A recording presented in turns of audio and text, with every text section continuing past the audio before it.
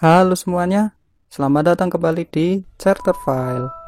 Di video kali ini, saya akan menceritakan sosok yang cukup kontroversial, yaitu Bupati Banjarnegara Budi Sarwono.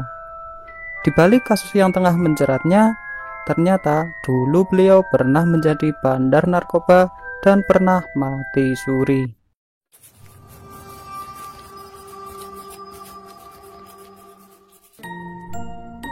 Pria dengan nama Tionghoa Wing Chin ini dulunya merupakan seorang bandar narkoba atau pengepul obat terlarang. Beliau memulai profesi tersebut sejak tahun 1993. Dari sini, ia berhasil memiliki banyak pelanggan dan keuntungan yang besar. Meski pekerjaannya terbilang kotor, rupanya beliau dikenal sebagai orang yang dermawan dan suka berbagi. Setiap mendapat keuntungan dari menjual narkoba, beliau selalu menyempatkan diri untuk membeli beras sebanyak 1 truk dan membagikannya ke orang-orang yang membutuhkan. Beliau juga selalu meminta doa kepada orang yang dibantunya agar rezekinya lancar dan selalu diberikan kesehatan. Semakin lama, bisnis narkobanya ternyata semakin lancar dan pelanggannya menjadi semakin banyak. Sampai pada suatu waktu, tepatnya di tahun 1998, beliau mengalami overdosis saat sedang mencoba narkoba jenis baru bersama para pelanggannya. Beliau pun ambruk dan kejang-kejang. Setibanya di rumah sakit dan hendak dirawat, dokter yang menangani menyatakan bahwa ia sudah meninggal dunia. Lalu pihak medis segera membawa jasadnya menuju ke kamar mayat dan meninggalkannya di sana sendirian. Sementara jasadnya terbaring di kamar mayat, beliau tiba-tiba terbangun dan sudah ada di tempat lain. Di sana, ia didatangi oleh orang-orang berbaju putih dan mereka pun langsung memukulinya. Tak tahu apa yang terjadi, ia meminta orang-orang itu untuk berhenti memukulinya, tapi orang-orang berbaju putih itu tidak mempedulikannya.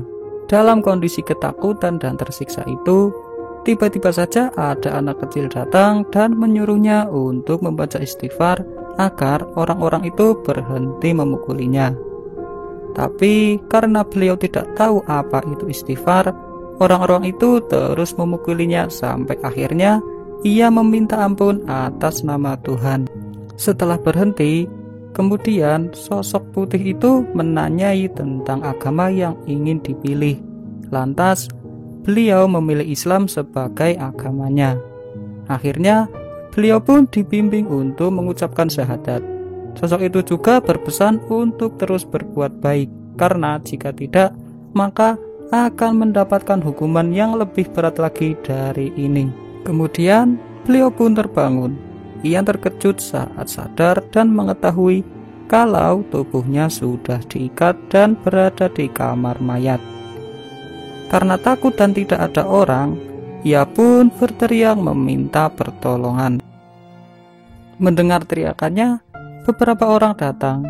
Namun saat melihat orang yang tadi sudah mati bangun lagi, mereka pun berlari ketakutan dan meninggalkannya untuk meminta bantuan.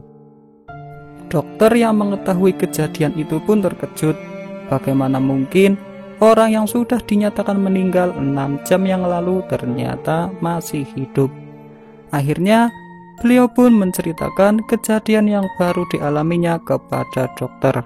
Sepulangnya dari rumah sakit, kejadian saat itu rupanya sangat membekas dan sangat berpengaruh kepadanya, sehingga beliau bertekad untuk membuang semua narkobanya ke dalam WC dan membuang emas hasil narkoba tersebut ke sungai. Semua barang hasil dari bisnis kotor itu pun dia tinggalkan. Kemudian beliau merantau untuk belajar agama di daerah Pati. Di sana ia dibimbing dan diajari ngaji oleh seorang kiai bernama Mbah Sutikno. Semenjak itu, beliau mulai meninggalkan dunia hitamnya dan mulai mencari pekerjaan yang halal sekaligus bermanfaat untuk banyak orang. Cukup sampai di sini cerita kali ini. Semoga kita mendapat pelajaran dari kisah ini dan bisa mengambil hikmahnya. Jika suka dengan channel ini, silahkan tekan tombol subscribe. Klik logo like jika suka, dan jika tidak suka, klik logo dislike-nya 2 kali. Kita bertemu lagi di video berikutnya.